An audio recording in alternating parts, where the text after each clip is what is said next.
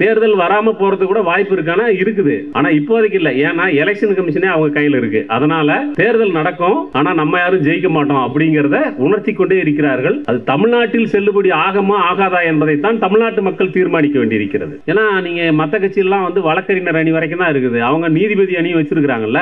அப்ப வந்து தீர்ப்பையும் வாங்கி இன்னைக்கு வந்து கோயிலை கட்டி முடிச்சிட்டாங்களே. அவங்க என்னத்தை வேணாலும் பேசுறாங்க, எதை வேணாலும் செய்யறாங்க. ஏன்னா இன்றைக்கு வந்து முழுமையாக அவர்கள் கைக்கு அனைத்தும் சென்றிருக்கிறது, அல்லது எல்லாவற்றையும் அவர்கள் ஆக்கிரமித்துக் கொண்டிருக்கிறார்கள். இன்றைக்கே வந்து நீங்க பாத்தீங்கன்னா ஒருத்தர் எழுதுறாரு, தமிழ்நாட்டில் ஏற்கனவே இங்க தமிழ்நாட்டை 2ஆ பிரிக்கணும் 3ஆ பிரிக்கணும், எங்க மாவட்டத்தோட பிரிச்சு கொடுத்தீங்கன்னா முதலமைச்சர் ஆகிக்கணும் சில பேர்லாம் சொல்லிக்கிட்டு இருக்காங்க. நான் சொன்னேன் வந்து நீங்க உங்க கட்சிக்குள்ள தேர்தல் நடத்தினா கூட இப்ப முதலமைச்சர் ஆக முடியாது போல அப்படி இருக்கிறீங்க. அதனால வந்து அங்கேயே 2 கேண்டிடேட் வந்துருச்சு இப்ப. அதனால இதெல்லாம் சாத்தியம் இல்லைன்னு தான் நான் சொல்லிட்டு இருக்கேன். மோகன் பகவத் போன்ற RSS பொறுப்பாளர்கள் நாங்கள் கோல்வால்கர் பேசிய இஸ்லாமியரை பற்றிய மத சிறுபான்மையினரை பற்றிய எரிச்சலூட்டும் பேச்சுக்களில் இருந்து நாங்கள் கடந்து வெகு தூரம் வந்துவிட்டோம் என்று பேசுகிறார்.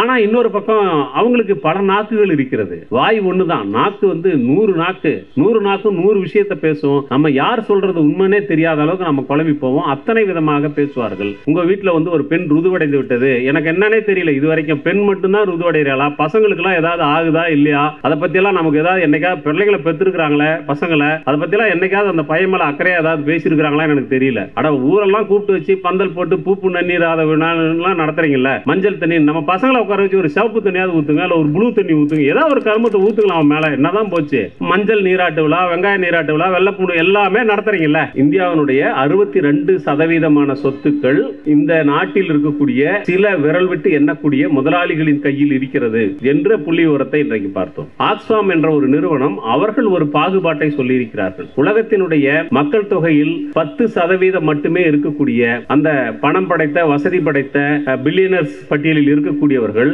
ஒரு நாளைக்கு அன்றாடம் $10 லட்சம் செலவழித்தால் கையில் இருக்கக்கூடிய செல்வத்தை அவர்கள் செலவழித்து முடிப்பதற்கு 440 சொச்சம் வருடங்கள் தேவைப்படுகிறது என்று. ஒரு நாளைக்கு $10 லட்சம் செலவழிச்சா கூட 440 வருஷம் செலவழிச்சாலையும் தீராத அளவிற்கு ஒரு பக்கம் செல்வம் குவிந்து கொண்டிருக்கிறது. இன்னொரு பக்கம் புத்தக கண்காட்சிக்கு வந்துவிட்டு புத்தகத்தை வாங்கலாமா வேணாவா என்று பாக்கெட்டை தடவி பார்க்கக்கூடிய நிலையும் நம்மிடம் இருக்கிறது. மிரட்டலுக்காக சொல்லல, ஏன்னா இப்ப தமிழ்நாட்டில் இப்படி ஒரு விஷயம் நடந்துகிட்டே இருக்கு. ஆவுனா இவங்க பாஜக பூந்துருன்னு சொல்றாங்கப்பா அப்படின்னு. அது என்ன பூச்சாண்டியா, பூந்தா பூருட்டுமே அப்படின்றாங்க. அது வந்தாதான் தெரியும். மத்திய பிரதேசத்துல நியூஸ் பேப்பர்ல இங்க வந்து பஜ்ஜி சுரிச்சு கொடுத்தானாவே நம்ம முறைச்சிக்கிட்டு இருக்கோம். பள்ளிக்கூட பிள்ளைங்களுக்கு மத்தியான சாப்பாட்டை நியூஸ் பேப்பரை விரிச்சு அதில் போட்டு கொடுத்துக்கிட்டு இருக்கான். அது வந்தாதான் தெரியும் நமக்கு அது என்ன பாடுபடுத்துன்னு. சாதி என்பது அதனுடைய குணத்தை பற்றி நாம் பேசுகிற போது சாதி என்பது அது இன்னொரு சாதிக்கு சமமற்றதாகத்தான் எல்லா சாதியும். நீங்க யாராவது ஒரு சாதியை இங்க இருக்கிற யார் வேணாலும் நீங்க எழுந்து உங்க பக்கத்தில் இருக்கிறவர்கிட்ட எதுக்கு வம்பு உங்களுக்குள்ளேயே நீங்க கேட்டு பாருங்க, உங்க சாதிக்கு இணையாக இன்னொரு சாதியை உங்களால கற்பனை பண்ண முடியுமான்னு பாருங்க. நம்ம எல்லாரும் மூளைக்குள்ளேயும் மனு கொஞ்சம் கொஞ்சம் உட்கார்ந்துருக்கான் அப்படிங்கறதான் கடைசியா நடந்த கவின் படுகொலை வரைக்கும் நம்ம பாக்குறோம். திருநெல்வேலி மனு செத்து போல திருநெல்வேலியில்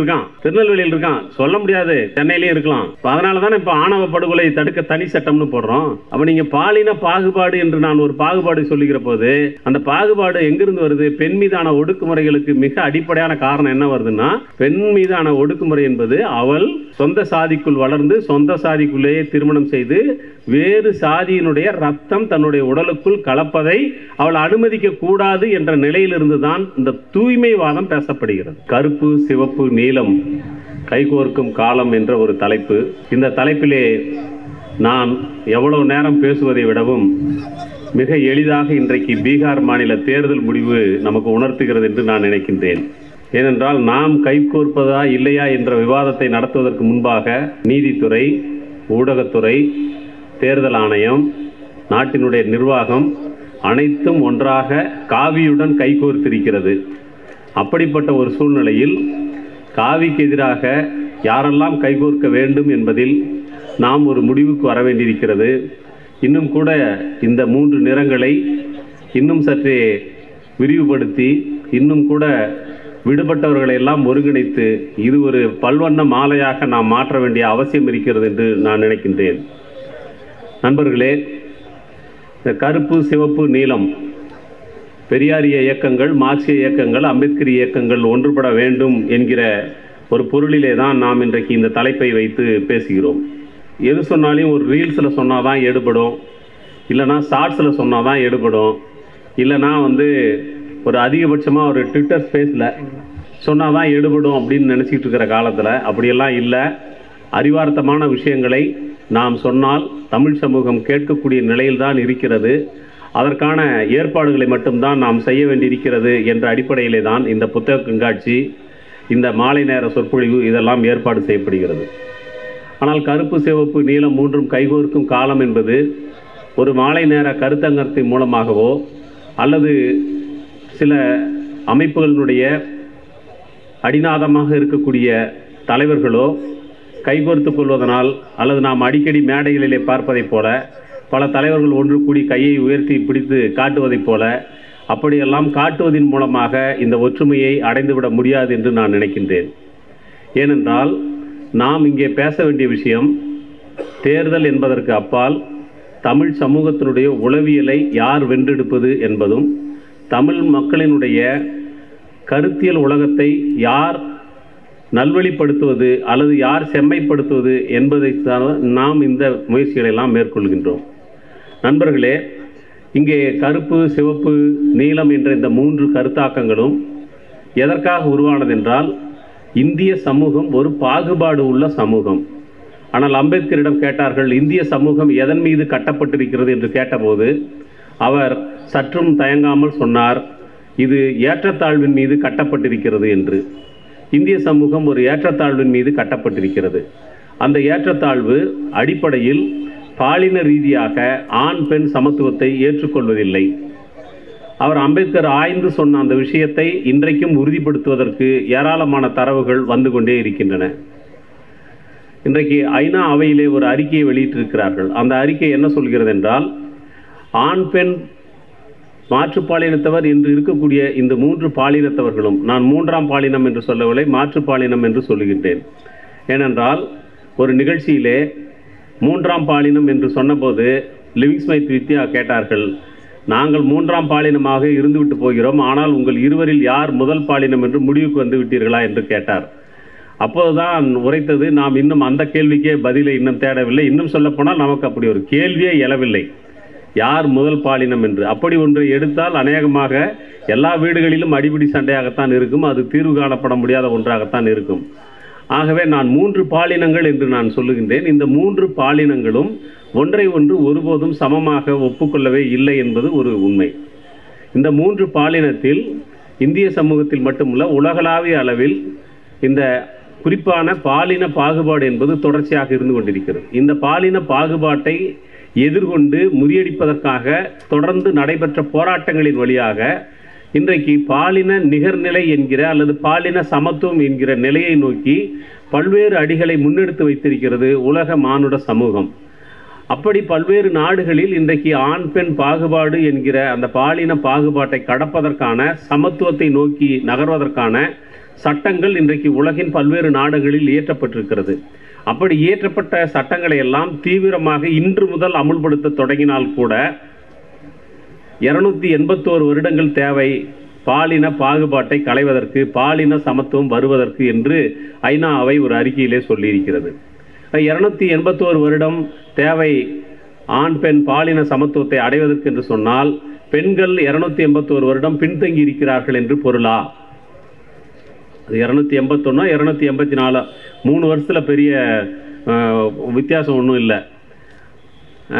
இது என்ன, நம்ம என்ன எலெக்ஷன் கமிஷனா போடான ஓட்டை விட கூட குறைச்சி சேர்த்து சொல்கிறதுக்கு ஒரு முன்ன பின்ன இருக்கலாம், 2 வருஷம் 3 வருஷம், அவ்வளோ வருஷம் தேவைப்படுது. இன்றிலிருந்து பாலின சமத்துவத்தை அடைவதற்கான சட்டங்களை முழுமையாக நிறைவேற்றுவதற்கு அரசாங்கங்கள் எல்லாம் ஆத்மசுத்தியோடு அரசியல் விருப்புணர்வோடு மேற்கொண்டால் கூட இன்றையிலிருந்து 280 சில்லற வருஷம் தேவைப்படுதுன்னு சொல்கிறாங்க. அப்படின்னா பெண்கள் பின்தங்கி இருக்கிறார்கள் என்றல்ல, பெண்களை சமமாக ஏற்றுக்கொள்ளக்கூடிய மனநிலையிலிருந்து ஆண்கள் 280 வருடங்கள் பின்தங்கி இருக்கிறோம். நம்முடைய மனநிலை பெண்களை சமமாக ஏற்றுக்கொள்வதற்கு தயாரில்லாத இந்த நிலைதான் இன்றைக்கு நீடிக்கிறது. அப்போ அம்பேத்கர் சொன்னதில் நீங்கள் பாருங்கள், இந்திய சமூகம் ஏற்றத்தாழ்வின் மீது கட்டப்பட்டிருக்கிறது என்று அவர் சொன்னதில் அடிப்படையான பாகுபாடு பாலின பாகுபாடு. இந்த பாலின பாகுபாட்டை போலவே உலகளாவிய அளவில் மத ரீதியான பாகுபாடு என்பது இருக்கிறது. அந்த மத ரீதியான பாகுபாட்டின் அடிப்படையில் பல்வேறு இடங்களில் பல்வேறு நாடுகளில் ஏராளமான போர்களும் படுகொலைகளும் கலவரங்களும் நடந்து கொண்டே இருக்கின்றன, நாம் பார்த்து கொண்டே தான் இருக்கிறோம். அதை போலவே ஒரு பொருளாதார பாகுபாடு என்பது இருந்திருக்கிறது. இந்த பொருளாதார பாகுபாட்டை களைய வேண்டும் என்பதற்காக காரல் மார்க்ஸிலிருந்து எல்லோருமே தொடர்ச்சியாக குரல் கொடுத்து வந்திருக்கிறார்கள். ஏறத்தாழ காரல் மார்க்ஸ் அவர் பேசிய அதே காலத்தில் தமிழ்நாட்டில் ஆச்சரியமாக நாம் ஒரு தகவலை தேடும்போது கிடைத்தது. தமிழ்நாட்டில் 1870களில் தரித்திர நாச சங்கம் என்று ஒரு அமைப்பை உருவாக்கி இருக்கிறார்கள். தரித்திர நாசம், அதாவது வறுமையை நாசம் பண்ணக்கூடிய ஒரு சங்கம் என்பது சென்னையை மையமாக வைத்து இயங்கி இருக்கிறது 1870களில். இது இந்தியாவில் கம்யூனிஸ்ட் இயக்கம் தொடங்குவதற்கு முன்பாகவே இது நடந்திருக்கிறது. இப்படி ஒரு முயற்சி நடந்திருக்கிறது. அவர்களுக்கு அடிப்படையாக எது இருந்திருக்கிறது என்றால் மால்தூஸ் தியரி இருந்திருக்கிறது. அதாவது வறுமைக்கு காரணம் மக்கள் தொகை அதிகமாக இருப்பது, மக்கள் தொகையை கட்டுப்படுத்தினால் வறுமையை ஒழிக்க முடியும். அது ஒழிக்க முடியுமா இல்லையாங்கிறத அவர் காலத்திலே நிறைய பேர் அதை ஏற்றுக்கொள்ளலை, இன்னைக்கும் அதை ஏற்றுக்கொள்ளலை. அதனால் ஆனால் அப்படி ஒரு கருத்து இருந்திருக்கு. வறுமையை ஒழிப்பதற்கு நாம் மக்கள் தொகையை கட்டுப்படுத்த வேண்டும் என்கிற ஒரு கருத்தாக்கம் இருந்திருக்கிறது. அந்த கருத்தாக்கத்தின் அடிப்படையில் சென்னை சுவாக்கியானிகள் சங்கம், சென்னை லௌகீக சங்கம், சுயமரியாதை இயக்கம், பகுத்தறிவு இயக்கத்திற்கெல்லாம் ஒரு முன்னோடியான ஒரு அமைப்பாக அப்படி ஒரு அமைப்பு இருந்திருக்கிறது. அந்த அமைப்பு அதனுடைய ஒரு அமைப்பாக இந்த தரித்திர நாச சங்கம் இருந்திருக்கிறது. அப்போ காரல் மார்க்ஸ் தொடங்கி உலகம் முழுவதும் இந்த பொருளாதார பாகுபாடுகளை களைய வேண்டும் என்பதற்கு ஒரு மிகப்பெரிய ஒரு முயற்சி நடந்திருக்கிறது. அதற்கு ஒரு தத்துவார்த்த விளக்கத்தையும் அதன் அடிப்படையில் ஒரு அமைப்பையும் அமைப்பின் அடிப்படையிலே போராட்டத்தையும் உருவாக்குவதற்கான ஒரு விரிந்த ஏற்பாடுகள் உலகளாவிய அளவில் நடந்திருக்கிறது. அதே பாகுபாடு இந்தியாவிலும் பொருளாதார பாகுபாடு இருக்கிறது. அந்த பொருளாதார பாகுபாடு எந்த அளவிற்கு இருக்கிறது என்று சொன்னால், பறந்து விரிந்த இந்த நாட்டில் ஒரு விவசாயத்தையே தலைமுறையாக செய்து கொண்டிருக்கின்ற விவசாய தொழிலாளர்களுக்கு ஊசி குத்தக்கூட இடமில்லை என்று சொல்லக்கூடிய அளவிற்கு ஒரு பக்கம் நிலம் என்பது இல்லாதவர்கள் இருக்கிறார்கள். இன்னொரு பக்கம் ஒரு வாரத்திற்கு முன்பாக ஒரு செய்தி வந்தது. அந்த செய்தியை நீங்கள் பார்த்தீர்களானால் இந்தியாவினுடைய 62% சொத்துக்கள், இந்தியாவினுடைய 62% சொத்துக்கள் இந்த நாட்டில் இருக்கக்கூடிய சில விரல் விட்டு எண்ணக்கூடிய முதலாளிகளின் கையில் இருக்கிறது என்ற புள்ளி விவரத்தை இன்றைக்கு பார்த்தோம். ஆக்ஸ்ஃபாம் என்ற ஒரு நிறுவனம் அவர்கள் ஒரு பாகுபாட்டை சொல்லியிருக்கிறார்கள். உலகத்தினுடைய மக்கள் தொகையில் 10% மட்டுமே இருக்கக்கூடிய அந்த பணம் படைத்த வசதி படைத்த பில்லியனர்ஸ் பட்டியலில் இருக்கக்கூடியவர்கள் ஒரு நாளைக்கு அன்றாடம் $10 லட்சம் செலவழித்தால் கையில் இருக்கக்கூடிய செல்வத்தை அவர்கள் செலவழித்து முடிப்பதற்கு 440 சொச்சம் வருடங்கள் தேவைப்படுகிறது என்று. ஒரு நாளைக்கு $10 லட்சம் செலவழிச்சா கூட 440 வருஷம் செலவழிச்சாலையும் தீராத அளவிற்கு ஒரு பக்கம் செல்வம் குவிந்து கொண்டிருக்கிறது. இன்னொரு பக்கம் புத்தக கண்காட்சிக்கு வந்துவிட்டு புத்தகத்தை வாங்கலாமா வேணாவா என்று பாக்கெட்டை தடவி பார்க்கக்கூடிய நிலையும் நம்மிடம் இருக்கிறது. இப்போ இந்த பாகுபாடு என்பது ஒரு பொருளாதார ரீதியான இந்த பாகுபாடு என்பது உலகளாவிய அளவில் இருக்கிறது. அது இந்தியாவிலும் இருக்கிறது. ஆனால் உலகின் மற்ற சமூகங்களில் இல்லாத இன்னொரு கூடுதலான ஒரு பாகுபாடு எது என்று சொன்னால் அது இந்திய துணைக்கண்டத்தில் இருக்கக்கூடிய சாதிய பாகுபாடு. இந்த சாதிய பாகுபாடு என்பதுதான் இந்தியாவில் நிலவக்கூடிய பாலின பாகுபாட்டிற்கும் பொருளாதார பாகுபாட்டிற்கும் மத ரீதியான பாகுபாட்டிற்கும் அதுதான் வழிவகுக்கிறது, அதுதான் அடிப்படையாக அமைந்திருக்கிறது என்பதுதான் அண்ணல் அம்பேத்கர், தந்தை பெரியார், இடதுசாரி இயக்கங்களுடைய ஆய்வுகள் எல்லாமே கூட அந்த இடத்தில் தான் வந்து நிற்கிறது. அப்போ இன்றைக்கு இந்த சாதியம் என்கிற ஒரு அமைப்பை அது உருவாக்கி இருக்கக்கூடிய இடர்பாடுகளை, அது உருவாக்கி இருக்கக்கூடிய பாகுபாடுகளை நாம் எவ்வாறு புரிந்து கொள்வது? இதை புரிந்து கொள்வதற்கான அவகாசம், பொறுமை, முயற்சி இதெல்லாம் இன்றைக்கு இளைஞர் சமுதாயத்திடம் இருக்கிறதா, தேவையா, இல்லையா என்கிற விவாதங்கள் ஒரு பக்கம் நடந்து கொண்டிருக்க, இந்தியாவினுடைய மக்கள் தொகையில் 65% இளைஞர்கள். ஒன்றிய அரசுடைய கணக்கின்படி 15 வயதில் இருந்து 29 வயது வரைக்கும் உள்ள இளைஞர்கள் தான் இன்றைக்கு நாம் கணக்கில் எடுத்துக்கிட்டு பேச வேண்டியிருக்கு. அப்போ ஒரு 60-65% அளவுக்கு இளைஞர்கள் இருக்கிறார்கள் என்றால் இந்த இளைஞர்கள் தான் ஒரு நாட்டினுடைய துடிப்பு மிக்க சக்தி. இந்த துடிப்பு மிக்க சக்தி தான் நீங்கள் எந்த ஒரு துறையின் வளர்ச்சியையும் தீர்மானிக்கக்கூடிய சக்தியாக இருக்க போகிறது. அப்போ இந்த சக்தியை நீங்கள் அது ஐநாவினுடைய ஒரு வரையறை 35 வயசு வரைக்கும் இருக்குது. இந்த விவரத்தையெல்லாம் தாண்டி போக 65% மேற்பட்டவர்கள் இளைஞர்களாக இருக்கிறார்கள். அப்போ இந்த இளைஞர்களை எப்படி நாம் அரசியல் மயப்படுத்துவது, எப்படி அவர்களுடைய கருத்துலகத்தை இந்த சமூக பற்றுள்ளவர்களாக மாற்றி அமைப்பது என்று வருகிற போது இந்த இந்திய சமூகத்தை பிளவுபடுத்தக்கூடிய எல்லா விதமான பாகுபாடுகளுக்கும் அடிப்படையாக சாதிய பாகுபாடு என்ற ஒன்று இருக்கிறது. இந்த சாதிய பாகுபாட்டை நாம் எவ்வாறு புரிந்து கொள்வது? இந்த சாதிய பாகுபாட்டுக்கு எதிரான போராட்டத்தை நீங்கள் தேர்தல் அரசியலை மனதில் வைத்துக்கொண்டு யோசித்தால் நிச்சயமாக அதை நோக்கி நாம் நகரவே முடியாது. தேர்தல் எப்போதும் 5 ஆண்டுகளுக்கு ஒரு முறம், 5 ஆண்டுகளுக்கு இடையிலும் வேறு வேறு தேர்தல்கள் வரும். ஒருவேளை இதே நிலை நீடித்தால் தேர்தல் வராமலும் போகும். ஆனால் இதையெல்லாம் மீறி நான் ஏதோ ஒரு மிரட்டலுக்காக சொல்லலை. ஏன்னா இப்போ தமிழ்நாட்டில் இப்படி ஒரு விஷயம் நடந்துகிட்டே இருக்குது. ஆவுனா இவங்க பாஜக பூந்துருன்னு சொல்கிறாங்கப்பா அப்படின்னு. அது என்ன பூச்சாண்டியா, பூந்தா பூருட்டுமே அப்படின்றாங்க. அது வந்தால் தான் தெரியும். மத்திய பிரதேசத்தில் நியூஸ் பேப்பரில் இங்கே பஜ்ஜி சுரிச்சு கொடுத்தானாவே நம்ம முறைச்சிக்கிட்டு இருக்கோம். பள்ளிக்கூட பிள்ளைங்களுக்கு மத்தியான சாப்பாட்டை நியூஸ் பேப்பரை விரித்து அதில் போட்டு கொடுத்துக்கிட்டு இருக்கான். அது வந்தால் தான் தெரியும் நமக்கு அது என்ன பாடுபடுத்துன்னு. அப்போ தேர்தல் வராமல் போகிறதுக்கு கூட வாய்ப்பு இருக்கானா இருக்குது. ஆனால் இப்போதைக்கு இல்லை. ஏன்னா எலெக்ஷன் கமிஷனே அவங்க கையில் இருக்குது. அதனால் தேர்தல் நடக்கும், ஆனால் நம்ம யாரும் ஜெயிக்க மாட்டோம் அப்படிங்கிறத உணர்த்தி கொண்டே இருக்கிறார்கள். அது தமிழ்நாட்டில் செல்லுபடி ஆகுமா ஆகாதா என்பதைத்தான் தமிழ்நாட்டு மக்கள் தீர்மானிக்க வேண்டியிருக்கிறது. அப்போது இந்த தேர்தலுக்கு அப்பால் போய் தான் நீங்கள் சாதி அரசியலை, சாதியினுடைய கட்டுமானத்தை நாம் புரிந்து கொள்ள வேண்டியிருக்கிறது என்று சொன்னால், சாதி உண்மையில் நமக்கு எல்லாருக்கும் வெளியில் இருக்கக்கூடிய ஒன்றாக நாம் நினைத்து பேசுவது என்பது ஒரு வாடிக்கையாக இருக்கிறது. சாதியை பற்றி 10ஆம் பொதுவாக எவ்வளவு நேரமானாலும் பேசலாம், ஒரு பிரச்சனையும் இல்லை. சாதியம் மோசமானது, அது மனிதர்களை பாகுபடுத்தக்கூடியது, இன்னொரு சாதியை சமமாக நினைக்காது, ஒதுங்குவதும் ஒதுக்குவதும் தான் சாதியின் புத்தி என்றெல்லாம் நீங்கள் 10ஆம் பொதுவாக பேசிக்கொண்டிருப்பதில் பிரச்சனை இல்லை. ஆனால் குறிப்பாக ஏதாவது ஒரு சாதியை சொல்லி இந்த சாதியினுடைய நடவடிக்கை சரியில்லை, இது தமிழ்நாடு அடைந்திருக்கக்கூடிய முன்னேற்றங்களுக்கு இடையூறாக இருக்கும் என்று ஏதாவது ஒரு சாதியை நீங்கள் குறிப்பிட்டு பேசினால் அந்த நிமிஷத்திலேயே அது பெரிய பிரச்சனையாக மாறிடும். அப்போ சாதியத்தை பற்றி பேசுவது என்பது நாம் எல்லோரும் சேர்ந்து நம்மை பற்றி பேசுவது என்று தான் நான் புரிந்து கொள்கின்றேன். இந்த சாதி ஏன் எல்லா அடிப்படை பாகுபாடுகளுக்கும் அடிப்படை என்று சொல்கிறேன் என்றால், சாதிதான் மனிதர்களை மட்டுமல்ல, இந்த நாட்டினுடைய இயற்கை வளங்களை, இந்த நாட்டின் பொது சொத்தை, இந்த நாட்டினுடைய அறிவு வளங்களை, பண்பாட்டு அதிகாரத்தை, அரசியல் அதிகாரத்தை எல்லாவற்றையுமே சாதியின் அடிப்படையில் பாகுபாடாக பிரித்து வைத்திருக்கிறது. சாதி அடுக்கின் உச்சத்தில் இருந்து, சாதி அடுக்கு என்பது கிட்டத்தட்ட நம்முடைய கோயில் கோபுரங்களைப் போலத்தான் இருக்கிறது. அந்த கோயில் கோபுரத்தின் அஸ்திவாரத்திலே எப்படி அது பூமிக்குள் மறைந்திருக்கிறது, அகன்றிருக்கிறதோ அதை போல நாட்டின் மக்கள் தொகையில் பெரும்பான்மையானவர்கள் அடித்தளத்தில் இருக்கிறார்கள். உச்சியிலே எண்ணிக்கையில் சிறுபான்மையாக இருக்கக்கூடியவர்கள் உச்சியிலே இருக்கிறார்கள். மேலிருந்து கீழாக இருக்கக்கூடிய இந்த சாதி அமைப்பில் ஒவ்வொரு கட்டத்திலும் ஒவ்வொரு அடுக்கிலும் ஒவ்வொரு சாதி அடுக்கப்பட்டிருக்கிறது. இந்த அடுக்கை நீங்கள் விரும்பினாலும் விரும்பாவிட்டாலும் மாற்றிக்கொள்ளவே முடியாது.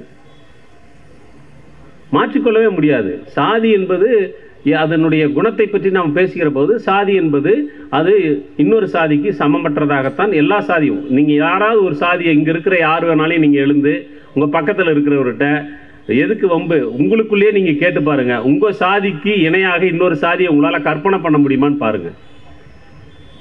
உங்கள் சாதிக்கு இணையாக சமமாக இன்னொரு சாதியை நீங்கள் கண்ண மூடி யோசிச்சு பாருங்கள். யோசிச்சு பார்த்துட்டு நீங்கள் அப்படியே மெதுவாக சொல்லுவீங்க, சார் நம்ம சாதிக்கு இணையாக இன்னும் இது வரைக்கும் எந்த சாதியுமே கிடையாது, இவன் பாட்டுக்கு மேடையில் கேட்டுக்கிட்டு இருக்கான் அப்படின்னு தான் நினைப்பீங்க.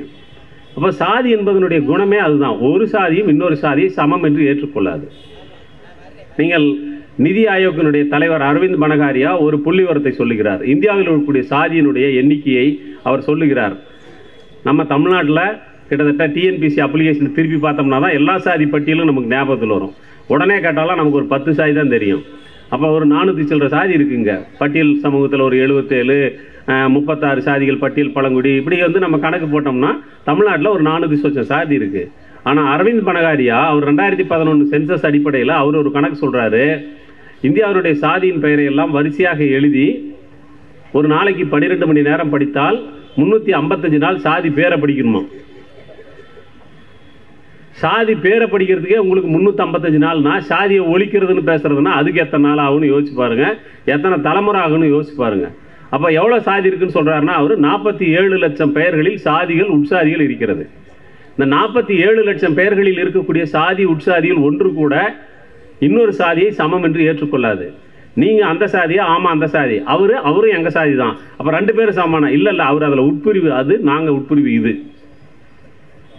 இப்போ சாதி என்பது மனிதர்களை சமமற்றவர்களாக பிரித்திருக்கிறது மட்டுமல்ல, அவர்கள் எங்கே வாழ வேண்டும் என்று நிர்பந்தித்திருக்கிறது.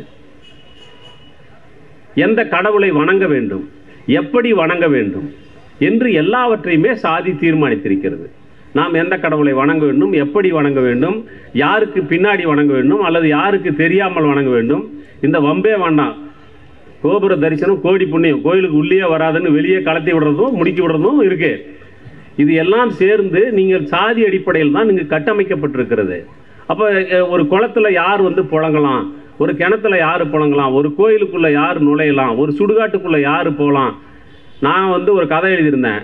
சுடுகாட்டுக்கு நிறைய ஊரில் சுடுகாட்டுக்கு போகிற வழியில் பிரச்சனை, நிறைய இடங்களில் சுடுகாடே பிரச்சனை. நான் அதனால் ஒரு கதையில் என்ன எழுதியிருந்தேன்னா, எதுக்கு அந்த இறந்து போனவனை பணத்தை வச்சுக்கிட்டு நம்ம என்ன பேங்க்லேயே வைக்க போகிறோம், இல்லை ஃப்ரிட்ஜில் வச்சு அழகு பார்க்க முடியுமா? அது அழுகக்கூடிய ஒன்று தான். அதில் சென்டிமெண்டெல்லாம் கலத்தி வச்சிட்டோம்னா அதை புதைக்கத்தான் வேணும், இல்லைனா எரிக்கத்தான் வேணும். நம்ம தாசில்தார்கிட்ட கேட்டால் என்ன சொல்கிறாரு, அவர் இப்போதைக்கு எதாவது பாருங்கள், நாங்கள் திட்டமிட்டு எதாவது பண்ணுறோம் அப்படின்னு சொல்கிறாரு. அப்போ நான் அந்த கதையில் என்ன எழுதியிருந்தேன்னா, பணத்தை கொண்டு போய் தாலுகா ஆஃபீஸில் வச்சுருவோம். அவருக்கு எப்போ நேரம் இருக்குதோ அப்போ இந்த பிரச்சனையை பேசி சுடுகாட்டுக்கு ரோடு போட்டோ அல்லது சுடுகாடை பார்த்தோ கண்டுபிடிச்சோ அவர் கொண்டு போய் புதைச்சிக்கிட்டு போட்டோம். நமக்கு என்ன அதை வச்சுக்கிட்டு என்ன பண்ண போகிறோம்? ஆத்தானாலையும் வரப்போகிறதில்ல, ஐயானாலையும் வரப்போகிறதில்ல, தாசில்தார் வச்சுக்கிட்டு அவர் பார்த்துக்கிட்டு இருக்கட்டும் என்று எழுதியிருந்தேன். அப்போ நிறைய இடங்களில் நீங்கள் வாழ்கிற இடத்துலையும் பிரச்சனை, வழிபடுற இடத்துல பிரச்சனை, சாவர இடத்துல பிரச்சனை, புதைக்கிற இடத்துல பிரச்சனை. இது எல்லாமே எதுக்கு அடிப்படையாக இருக்குன்னா சாதி தான் அடிப்படையாக இருக்குது. அப்போ இந்த சாதி என்பது நீங்கள் ஒவ்வொரு கட்டத்திலும் உங்களுடைய வாழ்க்கையில் தலையிட்டு கொண்டே இருக்கிறது. அதுதான் உங்களுடைய இயற்கை வளங்களை அனுபவத்திலிருந்தும் பொது சொத்துக்களை அனுபவிப்பதிலிருந்து அரசியல் அதிகாரங்களை அனுபவிப்பதிலிருந்து. நீங்கள் பாப்பாப்பட்டி கீரிப்பட்டியில் 4 கொட்டக்காட்சியந்தல் அங்கெல்லாம் என்னாச்சு, பல ஆண்டுகளாக தேர்தலே நடக்காமல் இருந்துச்சு. அப்போ அன்னைக்கு கலைஞர் ஆட்சியில் அன்னைக்கு உதயசந்திரன் கலெக்டர், சு வெங்கடேசன் இவங்கெல்லாம் அன்னைக்கு தலையிட்டு அந்த தேர்தலை நடத்தி அவர்களை எல்லாம் அன்னைக்கு கொண்டு தேர்தலை நடத்த வச்சாங்க. ஆனால் இன்றைக்கும் கூட பல இடங்களில் ஏறத்தாழ 12,000க்கும் மேற்பட்ட ஊராட்சிகளில் அங்கே இருக்கக்கூடிய ஊராட்சி மன்ற உறுப்பினர்கள், தலைவர்கள், துணைத் தலைவர்கள் இவர்களெல்லாம் கூட சாதியின் அடிப்படையில் அவர்களுக்குள் பிரிவினைகள் இருக்கிறது. அப்போ நீங்கள் எல்லா இடங்களிலுமே நீங்கள் சாதி என்பது அரசியல் அதிகாரத்தை அனுபவிப்பது, ஒரு கல்வி உரிமையை பெறுவது, எல்லாவற்றிலுமே சாதி தலையிட்டு கொண்டிருக்கிறது. அப்போ இந்த சாதி என்கிற ஒன்றுதான் சகல விதமான பாகுபாடுகளுக்கும் அடிப்படையாக இருக்கிறது என்ற போது அந்த சாதியத்தை எதிர்த்த போராட்டத்தை முன்னெடுப்பதும் அந்த சாதிய போராட்டத்திற்கு எதிரான அடையக்கூடிய வெற்றிகளில் தான் ஒரு சமூகத்தினுடைய முன்னேற்றம் இருக்கிறது என்ற அடிப்படையிலும் தான் தந்தை பெரியார், அண்ணல் அம்பேத்கர், இடதுசாரி இயக்கங்கள் அனைத்தும் தங்களுடைய படிகளை கட்டமைத்துக் கொண்டிருக்கிறார்கள். அதை நோக்கித்தான் தொடர்ச்சியான போராட்டங்களை நடத்தி கொண்டிருக்கிறார்கள்.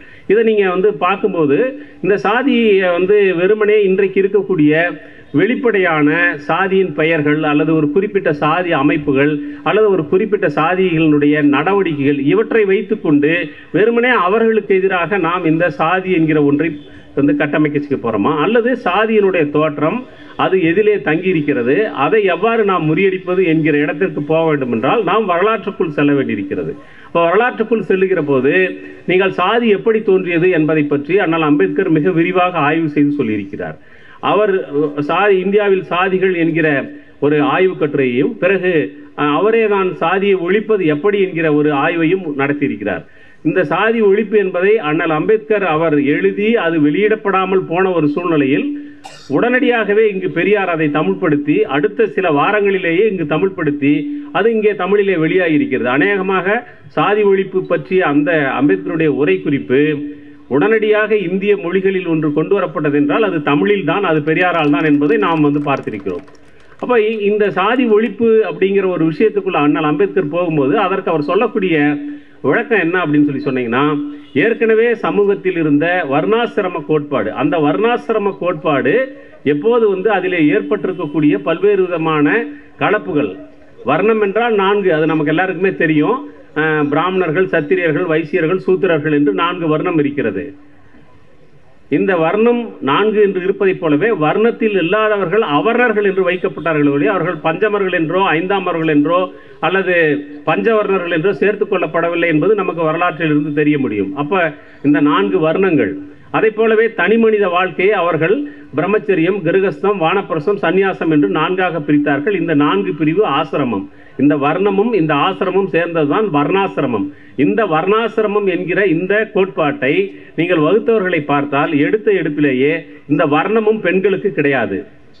மக்கள் தொகையில் சரிபாதியாக இருக்கக்கூடிய பெண்களுக்கு வர்ணம் கிடையாது. ஏன் அப்படின்னா பெண்களுக்கு தனி அடையாளம் கிடையாது.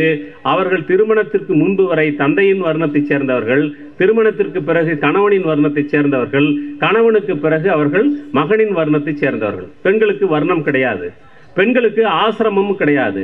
ஆசிரமம் என்று சொன்னால் அந்த பிரம்மச்சரிய காலம் என்பது கல்வி கற்பதற்கான காலம். பெண்களுக்கு ஆசிரமம் இல்லை, பிரம்மச்சரியம் இல்லை என்று சொன்ன உடனேயே அம்பேத்கர் அதை எழுதுகிறார். பெண்களுக்கு வர்ணமும் இல்லை, ஆசிரமும் இல்லை என்று சொன்னதன் மூலமாக எடுத்த எடுப்பிலேயே போட்டியாளர்களில் 50% கழித்து கட்டிவிட்டான் மனு என்று சொல்லுகிறார். இப்போ நீங்க பிரம்மச்சரிய காலம், அந்த பிரம்மச்சரிய ஆசிரம காலத்தில் தான் நீங்கள் கல்வி கற்க முடியும். அந்த கல்வி கற்கக்கூடிய வாய்ப்பை பெண்களுக்கு மனுஸ்மிருதி மறுத்தது. அப்போ நீங்க அந்த பிரம்மச்சரியத்தில் நீங்கள் அந்த கட்டத்தில் நீங்க இருக்கக்கூடிய ஆண்களுக்கு மட்டும்தான் அந்த வாய்ப்பு இருந்தது.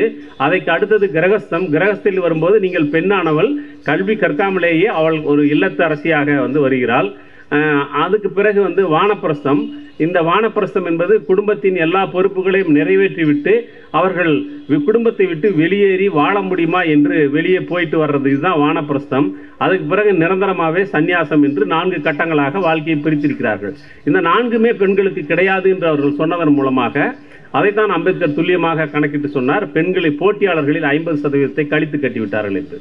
அப்போ வர்ணமாக பிரித்த போது இந்த வர்ணங்களுக்குள் கலப்பு ஏற்படக்கூடாது என்று அவர்கள் திட்டவட்டமாக தடைகளை விதித்திருந்தார்கள். அதை மீறி மனித சுபாவத்தின் அடிப்படையில் கலப்புகள் நடப்பது என்பது இயல்பானது. நீங்க என்னதான் எத்தனை ஊரை எரிச்சாலையும் எத்தனை ஆணவ கொலை பண்ணாலையும் காதல் என்பது நடந்து கொண்டே இருக்கும். அது ஒரு பூ மலர்வதைப் போல, ஒரு காற்று வீசுவதைப் போல, அன்றாடம் சூரியனும் சந்திரனும் வந்து போவதைப் போல மனித சுபாவம் காதல் என்பது.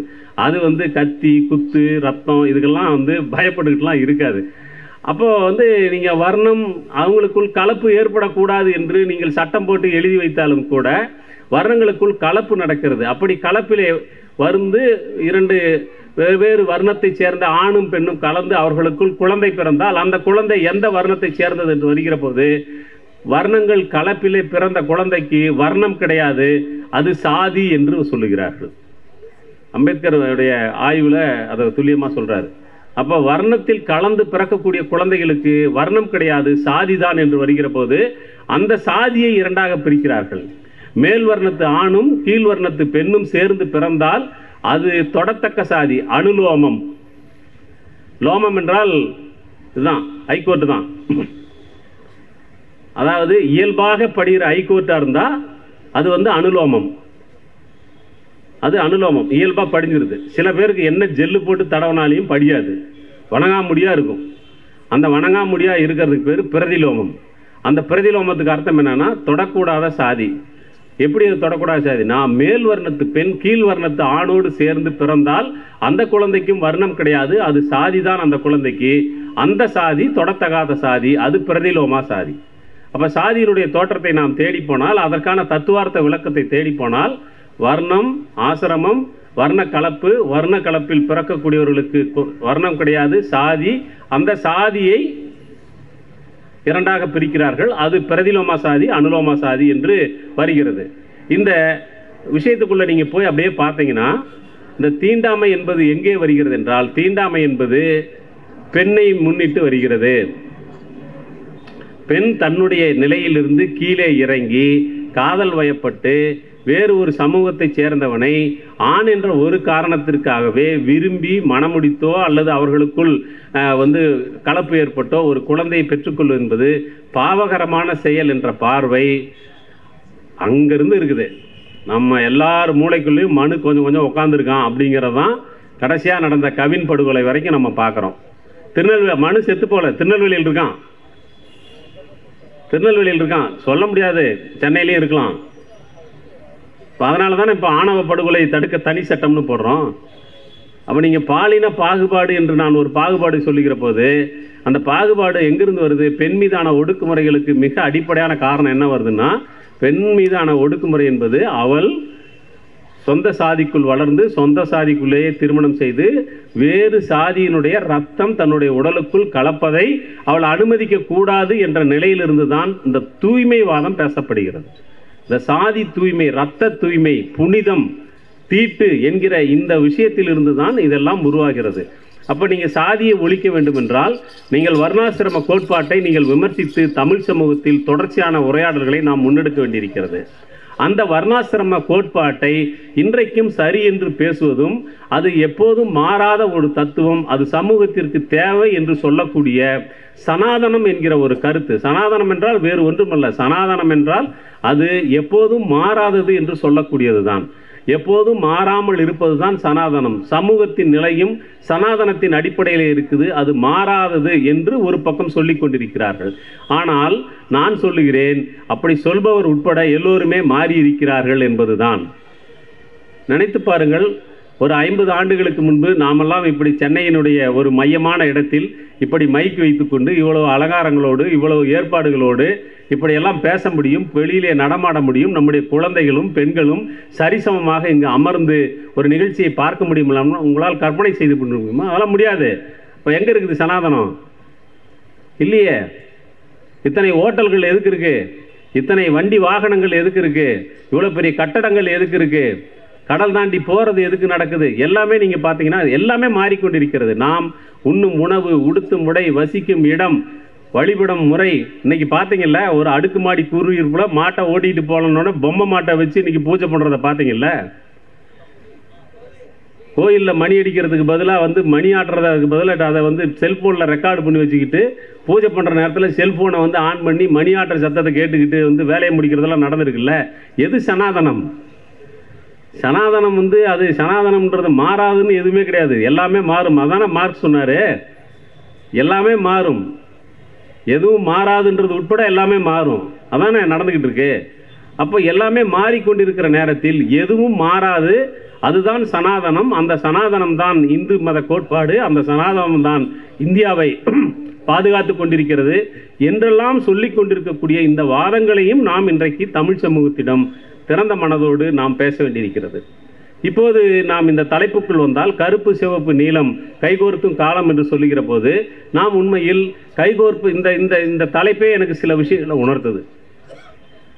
இவ்வளோ நாளாக நம்ம கை கோக்காமல் இருக்கிறோம் போல அப்படின்னு ஒரு கேள்வியை கொஞ்சம் உறுத்துது. சரி, கை கோக்காமல் இருக்கிறோம்னா ஏன் கை கோக்காமல் இருக்கிறோம்? சரி, கை கோக்கிறதுனா யாருக்கு எதிராக கை கோக்கிறது? இப்போ யாருக்கு எதிராக கை கோக்கிறது அல்லது யாருக்காக கை கோக்கிறது அப்படின்னு சொன்னால், நாம் யாருக்காகவும் தனிப்பட்ட நபர்களுக்காக இல்லை, தமிழ் சமூகத்திற்காக கை கோர்க்க வேண்டியிருக்கிறது. இப்போ தமிழ் சமூகத்துக்காக கை கோர்க்கிறதுனா தமிழ் சமூகத்துக்கு இன்றைக்கி என்ன அவ்வளோ பெரிய ஆபத்து வந்துருச்சு, என்ன அவ்வளோ ஒரு சிக்கல் வந்துருச்சு அப்படின்னு சொன்னால், நீங்கள் தமிழ் சமூகத்துக்கு மட்டுமல்ல ஒட்டுமொத்த இந்திய சமூகத்தையே அவர்கள் ஒரு, நான் ஏற்கனவே சொன்ன வர்ணாசிரமம், அந்த சனாதனம் என்ற அந்த கொள்கைக்கு நோக்கி தமிழ் சமூகத்தை மறுகட்டுமானம் செய்வதற்கு அவர்கள் முயற்சித்து கொண்டிருக்கிறார்கள். அந்த மறுகட்டுமானம் செய்வதற்கு முயற்சிக்கிற போது நாம் சாதி என்கிற ஒன்றை எதிர்த்து இதுவரை நடத்திய போராட்டங்கள், அதன் வழியாக அடைந்த முன்னேற்றங்கள், இவை எல்லாவற்றையுமே நீங்கள் கைவிட வேண்டியிருக்கும் அல்லது பின்னுக்கு தள்ளக்கூடிய ஒரு சூழல் ஏற்படும். அப்போ நீங்கள் தமிழ் சமூகம் இன்றைக்கு அடைந்திருக்கக்கூடிய முன்னேற்றங்கள் அல்லது இந்திய சமூகம் அடைந்திருக்கக்கூடிய முன்னேற்றங்கள், இந்திய பெண்கள் அடைந்திருக்கக்கூடிய முன்னேற்றங்கள், கல்வியில் நாம் அடைந்திருக்கக்கூடிய முன்னேற்றங்கள், இவை எல்லாவற்றையுமே நாம் மீண்டும் இழந்து வேறொரு இடத்திற்கு போக வேண்டியிருக்கும். இதை நான் சொல்லுகிற போது அச்சமூட்டுவதற்காகவோ அல்லது பாஜக பூந்துரும் அப்படின்னு மிரட்டுறாங்க, எங்களை பீலா விடுறாங்க, பூச்சாட்டி காட்டுறாங்கன்னு சொல்கிறதாங்களே, அந்த வாதத்துக்குள்ளதெல்லாம் நான் சொல்லலை. அதெல்லாம் அற்பத்தனமான வாதம். இன்றைக்கு கூட ஒரு முகநூலில் ஒரு பதிவு பார்த்தேன். நவம்பர் 13ஆம் தேதி தான் தந்தை பெரியார் என்று பெயர் வைத்தார்கள், அந்த பெயரை திரும்ப பெற வேண்டும் என்று ஒரு கூட்டம் தெரிஞ்சிச்சு. எனக்கு கூட தோணுச்சு, அப்போ மீனாம்பால் தான் கொடுத்தாங்க, போய் அவங்கள கூட்டுவாங்கன்னு சொல்லி அனுப்பி விட்ருமா சைஸா அப்படின்னு சொல்லி நினச்சேன் நான். ஏன்னா அவங்க தான் கொடுத்தவங்க, அவங்க தலைமையில் தான் பெண்கள்லாம் கொடுத்தாங்க, போய் கூட்டிகிட்டு வாங்கப்பா, அப்படியே பெரியார் இருப்பார், அவரையும் கூட்டிகிட்டு வாங்க, இங்கேயே நாங்கள் எங்கள் சொந்த செலவில் மேடை போட்டு கொடுக்குறோன்னு சொல்லலாம்னு நினச்சோம். அப்போ இது ஒரு முயற்சி, அந்த சனாதனத்துக்கு திரும்பி போகிறதுக்கான ஒரு முயற்சி நடந்து கொண்டிருக்கிறது. அதுக்கு ஒரு உதாரணம் நான் சொல்லணும்னா, நான் ஆப்கனை சொல்லுவேன்.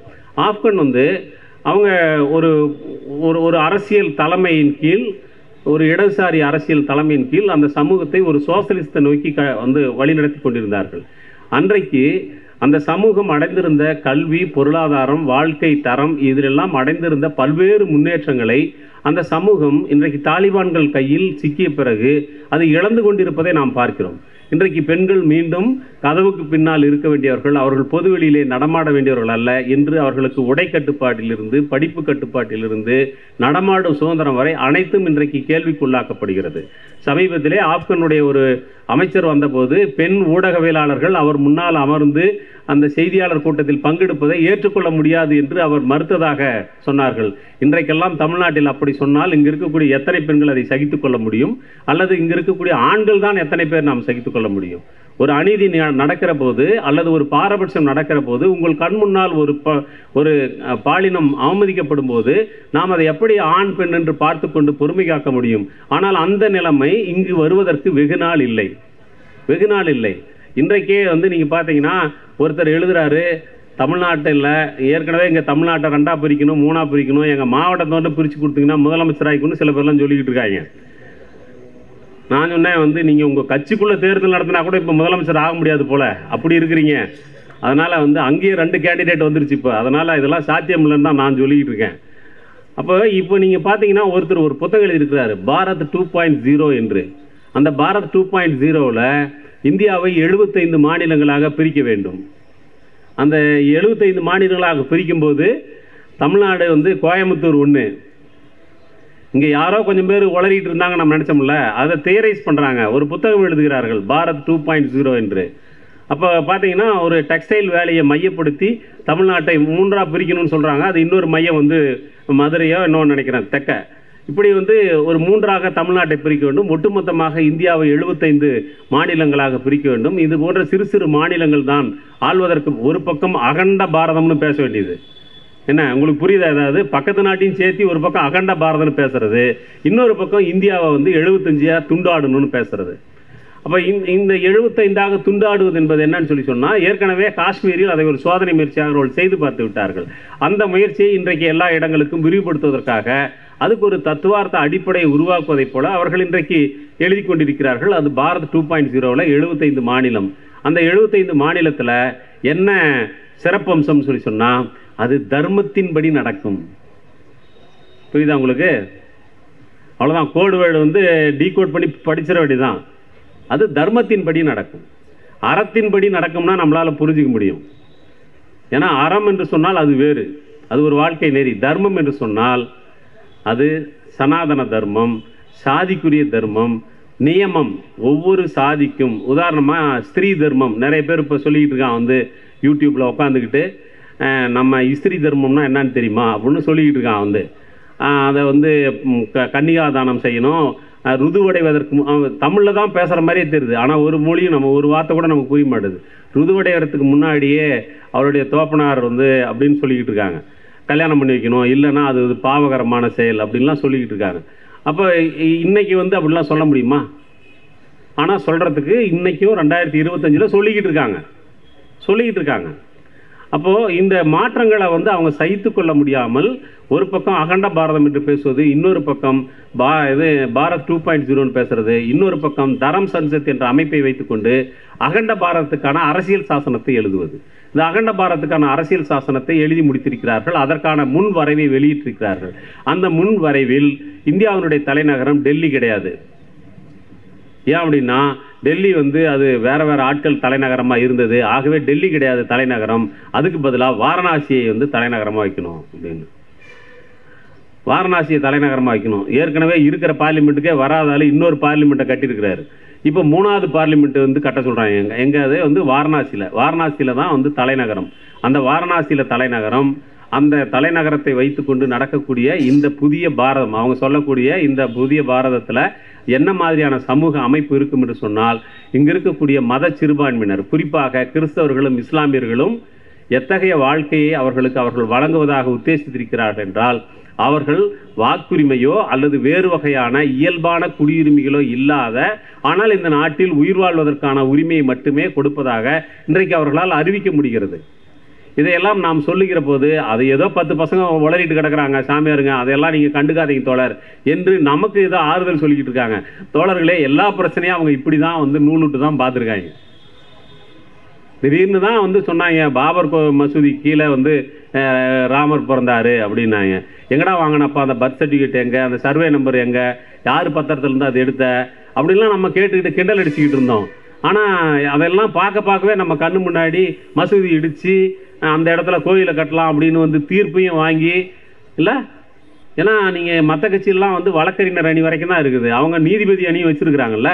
அப்போ வந்து தீர்ப்பையும் வாங்கி இன்றைக்கி வந்து கோயிலை கட்டி முடிச்சிட்டாங்களே. அவங்க என்னத்தை வேணாலையும் பேசுகிறாங்க, எதை வேணாலையும் செய்கிறாங்க. ஏன்னா இன்றைக்கு வந்து முழுமையாக அவர்கள் கைக்கு அனைத்தும் சென்றிருக்கிறது, அல்லது எல்லாவற்றையும் அவர்கள் ஆக்கிரமித்து கொண்டிருக்கிறார்கள். அப்போது நீங்கள் பார்த்தீங்கன்னா இன்றைக்கி இப்போ வாரணாசியை தலைநகராக வைக்கணும், இஸ்லாமியர்களும் கிறிஸ்தவர்களும் ஒரு இரண்டாம் தர பிரஜைகளாக குடிமக்களாக அவர்கள் இங்கு இருக்க வேண்டும், அப்படி இருப்பதாக இருந்தால் அவர்கள் இருந்து கொள்ளலாம் என்று பேசுவது. இன்னொரு பக்கம் மோகன் பகவத் போன்ற RSSனுடைய பொறுப்பாளர்கள் நாங்கள் கோல்வால்கர் பேசிய இஸ்லாமியரை பற்றிய மத சிறுபான்மையினரை பற்றிய எரிச்சலூட்டும் பேச்சுக்களிலிருந்து நாங்கள் கடந்து வெகு தூரம் வந்துவிட்டோம் என்று பேசுகிறார். ஆனால் இன்னொரு பக்கம் அவங்களுக்கு பல நாக்குகள் இருக்கிறது, வாய் ஒன்று தான், நாக்கு வந்து 100 நாக்கு, 100 நாக்கும் 100 விஷயத்தை பேசும். நம்ம யார் சொல்கிறது உண்மைனே தெரியாத அளவுக்கு நம்ம குழம்பி போவோம், அத்தனை விதமாக பேசுவார்கள். அப்போ இன்னைக்கு வந்து அவங்க என்னென்ன விஷயங்களை அவங்க பேசிக்கிட்டு இருக்காங்கன்னா, வர்ணாசிரமம் என்பதுதான் மீண்டும் மீண்டும் அவர்கள் சொல்வது. வர்ணாசிரமம், மனுஸ்மிருதி என்பதுதான் இந்த நாட்டினுடைய அரசியல் சாசனம். அது சுதந்திரம் வாங்கிய காலத்தில் இருந்து அவர்கள் பேசிக் கொண்டிருந்தார்கள். ஆனால் அம்பேத்கர் அரசியல் சாசனத்தை எழுதி முடித்து அந்த நாடு ஏற்றுக்கொண்ட நேரத்திலேயே இந்த அரசியல் சாசனம் இந்திய தன்மை அல்லாததாக இருக்கிறது என்று அவர்கள் பேசினார்கள். அப்போ இந்த இந்திய தன்மை அல்லாத ஒன்றாக இந்த அரசியல் சாசனம் இருக்கிறது என்கிற எரிச்சல் அவர்களுக்கு மிக நீண்ட காலமாக இருக்கிறது. இந்த நாட்டின் தேசிய கொடியை ஏற்றுக்கொள்ளாமல் அவர்கள் மகாராஷ்டிராவில் அந்த இவங்க இருந்தாங்கள்ல பேஸ்வாக்கள் ஆண்டு கொண்டது சித்பவன பார்ப்பனர்களாகிய பேஸ்வாக்களினுடைய ஆட்சி காலத்தில் அவர்கள் வைத்திருந்த அந்த பகவத்ஜம் என்கிற கொடியைத்தான் அவர்கள் மிக சமீப வரையிலும் சுதந்திர தினத்தன்றைக்கு ஏற்றி கொண்டிருந்தார்கள். இப்போதுதான் ஒட்டுமொத்த நாடே நம் கைக்கு வந்துவிட்டது, இனிமேல் நாம் எதற்கு இப்படி இருக்க வேண்டும் என்று அவர்கள் தேசிய கொடியை தன்னுடைய கொடியாக பாவித்து ஏற்றி கொண்டிருக்கிறார்கள். ஆகவே இந்த நாட்டை தேர்தலுக்கு அப்பால் ஒரு அடிப்படையான மாற்றத்தை கொண்டு வருவதற்கு அவர்கள் முயற்சிக்கிறார்கள். அந்த அடிப்படையான மாற்றம் என்பது நம்ம ஏற்கனவே ஒரு இயற்கை நீதி என்று ஒன்றை பேசிக் கொண்டிருக்கிறோம். அந்த இயற்கை நீதி என்பது என்ன என்றால், அந்த இயற்கை நீதி என்பது, இயற்கை என்பது இந்த பூமியில் இருக்கக்கூடிய அடையாளம் காணப்பட்டிருக்கக்கூடிய 87 லட்சம் உயிர்கள், உலகத்தில் பூமியில் 87 லட்சம் உயிர்கள் இருக்குது. இந்த 87 லட்சம் உயிரையும் இயற்கை ஒன்று போலத்தான் படைத்திருக்கிறது. இந்த இயற்கையின் வளங்கள் அனைத்தும் இந்த 87 லட்சம் உயிர்களுக்கும் சொந்தம் என்று தான் இயற்கை படைத்திருக்கிறது. நாம் அப்படியெல்லாம் விடுறதில்ல. நாம் வந்து ஒரு பக்கத்து சீட்டில் உட்காந்தாவே அந்த கை வைக்கிற கட்டை யாருக்குன்ற தகராறில் வெடியத்தான் நம்ம சண்டை போட்டுக்கிட்டு தூங்காமல் வருவோம்னு வச்சுங்க. ஆனால் இயற்கை அப்படித்தான் நம்மை படைத்திருக்கிறது. இயற்கையை பொறுத்தவரையிலும் இது 87 லட்சம் உயிர்களுக்கு சொந்தமானது. ஆனால் மனித சமூகம் இது எல்லாவற்றையுமே தன் ஒருவருக்கே படைத்தது என்று நினைத்துக்கொண்டு எல்லாவற்றையும் கபலீகரம் செய்து கொண்டிருக்கிறது. தேவைக்கு அதிகமான நுகர்வு வந்து கொண்டிருக்கிறது. சுய லாபங்களுக்காக எல்லாவற்றையும் அழித்து தன்னுடைய சொத்தாக, பணமாக, செல்வமாக மாற்றிக்கொண்டிருக்கிறது என்பது வேறு. ஆனால் அந்த இயற்கை நீதி என்பது பிறப்பின் அடிப்படையில் யாரையும் பேதப்படுத்தி பார்க்கவில்லை, பாகுபாடு காட்டவில்லை, எல்லோரையும் சமத்துவமாக அது இயற்கை படைத்திருக்கிறது. அந்த இயற்கை நீதியை மனுநீதி குறுக்கீடு செய்தது. பிறப்பின் அடிப்படையில் அனைவரும் சமம் என்பதை அந்த மனுநீதி குறுக்கீடு செய்திருக்கிறது. அந்த குறுக்கீடு என்பது பிறப்பின் அடிப்படையில் பாரபட்சமாக வைத்திருக்கிறது. அந்த பிறப்பின் அடிப்படையில் பாரபட்சம் என்பது சாதி என்கிற ஒன்று மட்டுமல்ல, பாலினம் என்கிற ஒன்று மட்டுமல்ல, சொத்து மற்ற எல்லாவற்றையும் அனுபவிப்பதில், உழைப்பை செலுத்துவதிலும், உரிமைகளை அனுபவிப்பதிலும் பாரபட்சமான விஷயத்தை அதை வைத்திருக்கிறது. சாதி அடுக்கில் நீங்கள் மேலே செல்ல செல்ல உங்களுக்கு உரிமைகள் அதிகம், கீழே வர வர உங்களுக்கு கடமைகள் அதிகம், பொறுப்பு அதிகம், உழைப்பு அதிகம். அப்போ இந்த அடிப்படையில் தான் வந்து அது கட்டமைக்கப்பட்டிருக்குது. அப்போ நீங்கள் அந்த மனுநீதி என்பது இயற்கை நீதிக்கு மாறானதாக மனுநீதி என்பது வருகிறது. அது பிறப்பின் அடிப்படையில் மனிதர்களை உயர்வு தாழ்வு என்ற அடிப்படையிலே வைத்திருக்கிறது. அந்த உயர்வு தாழ்வு என்பதை தீட்டு என்கிற ஒன்றால் கட்டமைக்கிறது. தீட்டு புனிதம் என்ற ஒன்றால் கட்டமைக்கிறது. அந்த தீட்டு புனிதம் என்கிற கருத்து அது ஏதோ மனுவின் மூலையில் மட்டுமல்ல, நம்முடைய மூலையிலும் இருக்கிறது. நீங்கள் பெண்கள் வந்து மாதவிலக்கடைந்தால் அது தீட்டு, நமக்கு பெண்கள் ருதுவடைந்தால் அது தீட்டு, பலப்பற்றை சாதி எல்லாம் சேர்ந்து வீடு கட்டி கொடுத்தால் இது தீட்டு. அப்போ இந்த தீட்டெல்லாம் எப்படி கழிப்பது என்றால் புரோகிதரை அழைத்து வந்து புண்ணியார்த்தனம். ஏன்னா அவர் தான் புண்ணிய குடோன். அந்த புண்ணிய குடோன்லேருந்து அவர் அங்கிருந்து வந்து உங்களுக்கு உங்கள் வீட்டில் தீட்டாயிருச்சு, உங்கள் வீட்டில் வந்து ஒரு பெண் ருதுவடைந்து விட்டது, எனக்கு என்னன்னே தெரியல, இது வரைக்கும் பெண் மட்டும்தான் ருதுவடைகிறாளா, பசங்களுக்கெல்லாம் ஏதாவது ஆகுதா இல்லையா அதை பற்றியெல்லாம் நமக்கு ஏதாவது என்னைக்காவது பிள்ளைகளை பெற்றுருக்குறாங்களே பசங்களை, அதை பற்றியெல்லாம் என்னைக்காவது அந்த பையன் மேலே அக்கறையாக ஏதாவது பேசியிருக்கிறாங்களான்னு எனக்கு தெரியல. ஆனால் ஊரெல்லாம் கூப்பிட்டு வச்சு பந்தல் போட்டு பூப்பு நன்னீர் அதை வினாலாம் நடத்துறீங்கல்ல, மஞ்சள் தண்ணி நம்ம பசங்களை உட்கார வச்சு ஒரு சிவப்பு தண்ணியாவது ஊற்றுங்க, இல்லை ஒரு ப்ளூ தண்ணி ஊற்றுங்க, ஏதாவது ஒரு கருமத்தை ஊற்றுக்கலாம் அவன் மேலே, என்னதான் போச்சு. மஞ்சள் நீராட்டு விழா, வெங்காய நீராட்டு விழா, வெள்ளைப்பூண்டு எல்லாமே நடத்துறீங்கல்ல. இப்போ அந்த நடத்துறதுடைய பொருள் என்னன்னா, அந்த பூப்படைந்த பெண் வந்து தீட்டுக்குரியவள் என்ற ஒரு கருத்து நம்முடைய மனதில் இருக்கிறது. அதே நேரத்தில் நம்முடைய பழங்குடி சமூகம் பூப்படைந்த பெண்ணினுடைய முதல் ரத்தத்தை எடுத்து அது வளமையின் குறியீடு என்று கருதி வயல்களில் தெளிப்பதும் அதனால் அந்த வயல்களில் வெள்ளாமை பெருகும் என்கிற நம்பிக்கையும் இருக்கிறது. ஆனால் நம்மிடம் அந்த கருத்து இருக்கிறதா என்றால் அந்த கருத்து இல்லை. நாம் தீட்டு என்கிற கருத்து தான் நம்முடைய மூளையை ஆக்கிரமித்திருக்கிறது. அப்போ பெண்கள் மீதான தீட்டு, ஒரு குழந்தை பெற்றுக்கொண்டால், குழந்தை பெற்றுக்கொண்டது வந்து பார்த்தீங்கன்னா குழந்தை வந்து இவருக்கு செல்வம், அதில் வேற இதை கொஞ்சுவார், புஜ்ஜு புஜ்ஜுன்னு கொஞ்சுவார் குழந்தைய. இவர் மட்டும் தனியாக பெற்ற மாதிரிலாம் பேசிக்குவார்.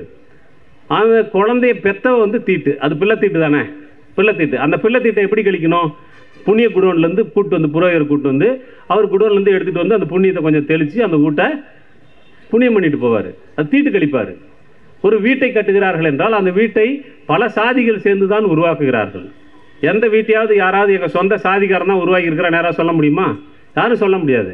அப்போ வந்து வீட்டை பலப்பற்றை சாதிகள் சேர்ந்து தான் உருவாக்குகிறார்கள். அப்படி பலப்பற்றை சாதி சேர்ந்து உருவாக்கினதுனால் அந்த வீடு தீட்டாகிவிட்டது என்று கருதி அந்த வீட்டை என்ன பண்ணுறோம், சொந்த பந்தம்லாம் வரதுக்கு முன்னாடி வெடிய காலம் புரோகிதரை கூட்டு வந்து நல்லா இருந்த வீட்டில் மாட்டு மூத்திரத்தை தெளித்து நாத்தடிக்க வச்சு புண்ணியார்த்தனம் பண்ணுறோம். அப்போ இந்த புண்ணிய குடோனை என்னைக்கு வந்து ஒன்று அந்த புண்ணிய குடோனை வந்து காலி பண்ணும், புண்ணியம்னு ஒன்று கிடையாது, தீட்டுன்னு ஒன்று கிடையாதுன்னு அந்த கருத்தாக்கத்தை காலி பண்ணணும். அது காலி பண்ணுற வரைக்கும் குறைஞ்சபட்சம் இயக்கங்களில் இருக்கக்கூடிய நண்பர்களுக்கு தோழர்களுக்காவது இந்த புண்ணிய குடோன்லாம் வந்து வெளியிலேருந்து வரவேணாம். அப்போ உங்கள்கிட்டே ஏதாவது புண்ணியம் இருந்தால் எடுத்து சப்ளை பண்ணு. இத்தனை தலைமுறையாக பிழைக்கிறே, உங்கள்கிட்ட கொஞ்சம் கூடமாக புண்ணியம் இல்லை, ஒப்பம்மெல்லாம் என்ன பாவத்தையாக செஞ்சுட்டு போனாங்க, ஒப்பம்மாவை கூப்பிட்டு இதெல்லாம் செஞ்சுக்கோ, உங்கள் அண்ணன் தம்பியை கூப்பிட்டு செஞ்சுக்கோ, அக்கா தங்கச்சி கூப்பிட்டு செஞ்சுக்கோன்னு சொல்லணும். அப்போது இது வந்து இந்த ஏதாவது ஒன்று நடக்கணும்ல. இது எதுவுமே நடக்காமல் இப்படி நம்ம பேசுகிறதுனால என்ன ஆக போகுது? உங்களுக்கு 1 மணி நேரம் வேணும், எனக்கு 1 மணி நேரம் வேணும். ஏதாவது செயல்முறைக்கு வரணும். அப்போ செயல்முறைக்கு வரணும்னா இந்த புண்ணிய குடோன்களை நிராகரிப்பது என்ற ஒரு இடத்துக்கு வரணும். அப்போ அது எப்போ வரும்? தீட்டுங்கிற கருத்தாக்கத்திலிருந்து, புண்ணியம்ன்ற கருத்தாக்கத்திலிருந்து நம்ம வெளியில் வந்தால் தான் நடக்கும். சாவு நமக்கு தீட்டு. இது எல்லாத்தையுமே தீட்டு தீட்டு என்று பார்த்து புத்தியை தீட்டுறதுக்கு பதிலாக மற்றதை தீட்டிக்கிட்டே இருக்கிறோம்.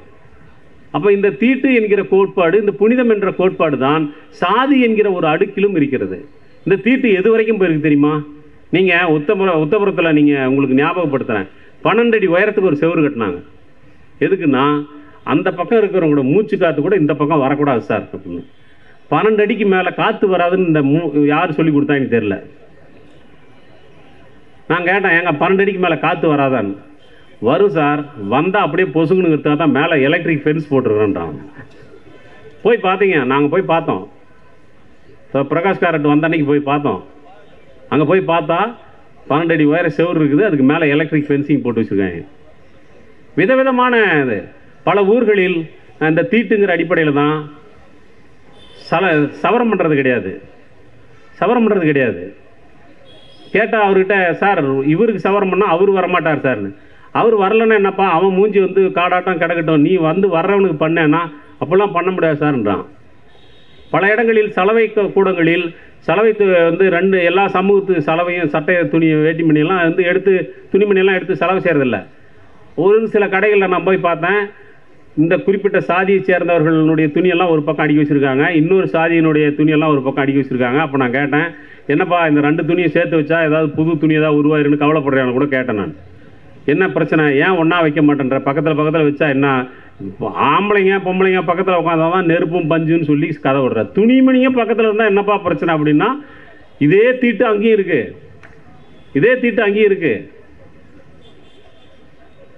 இந்த தீட்டு கண்ணோட்டம் எது வரைக்கும் வந்திருக்குன்னா, நம்ம சொந்த உடம்புல நம்ம உடம்புனுடைய ஒரு பகுதி தீட்டுக்குரியது இல்லையா?